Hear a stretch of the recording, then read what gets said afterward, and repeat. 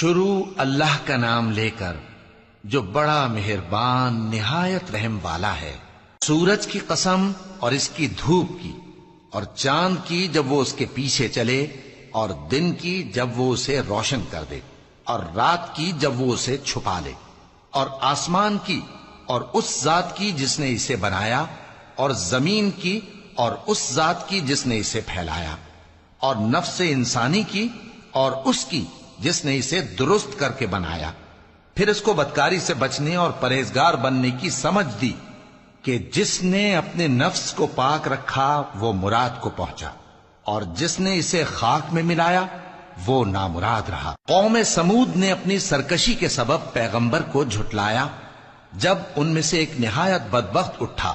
تو اللہ کے پیغمبر صالح نے ان سے کہا کہ اللہ کی اونٹنی اور اس کے پانی پینے کی باری سے خبردار رہو،